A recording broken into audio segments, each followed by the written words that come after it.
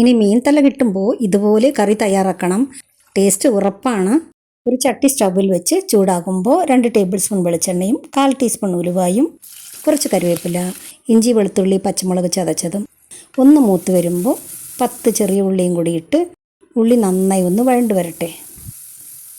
ഈ അരപ്പിന് വേണ്ട മസാലക്കൂട്ട് തയ്യാറാക്കാം. അതിനായി ഒരു മിക്സി ജാറിൽ ഒരു വലിയ പഴുത്ത തക്കാളി ഇട്ട് 2 ടേബിൾ സ്പൂൺ കാശ്മീരി മുളക് പൊടിയും 1/4 ടേബിൾ സ്പൂൺ എരിവെള്ള മുളക് പൊടിയും 1/2 ടീസ്പൂൺ മഞ്ഞൾപ്പൊടിയും അരയാൻ ആവശ്യമായ അല്പം വെള്ളവും ഒഴിച്ച് നല്ല നൈസായി അരച്ചെടുക്കണം.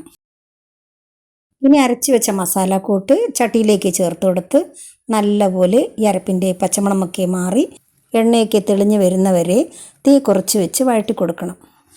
ഇത്രയും ആയി കഴിയുമ്പോൾ കറിക്ക് ആവശ്യമായ വെള്ളവും 1 ടീസ്പൂൺ ഉപ്പും പുളിക്ക് വേണ്ട കുടംപുളിയും ചേർത്ത് എല്ലാം നല്ലപോലെ ഒന്ന് മിക്സ് ചെയ്ത് കറി ഒന്ന് തിളച്ച് വരട്ടെ. അതുവരെ സ്റ്റൗ മീഡിയം ഫ്ലെയിമിൽ വെച്ച് ചട്ടി നമുക്ക് അടച്ചു വെക്കണം.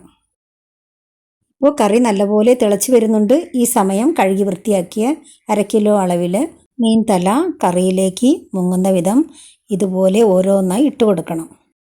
ഇനി ഒരു തവി കൊണ്ട് കറിയിൽ മുങ്ങിക്കിടക്കുന്ന വിധം എല്ലാം ഒന്ന് താഴ്ത്തി കൊടുത്ത ശേഷം ചട്ടി അടച്ച് വെച്ച് നമുക്ക് ഈ മീൻ തല വേവിച്ചെടുക്കണം.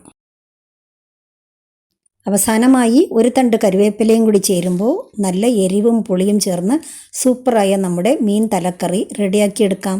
എല്ലാവരും ഒന്ന് ട്രൈ ചെയ്ത് നോക്കണം. അതുപോലെ തന്നെ ഇതുവരെ ഫീനാസ് കിച്ചൺ ചാനൽ സബ്സ്ക്രൈബ് ചെയ്യാത്തവരുണ്ടെങ്കിൽ ഒന്ന് സബ്സ്ക്രൈബ് ചെയ്തേക്കണേ. ഇനി ഇതുപോലെ നല്ലൊരു റെസിപ്പി ആയിട്ട് കാണാം.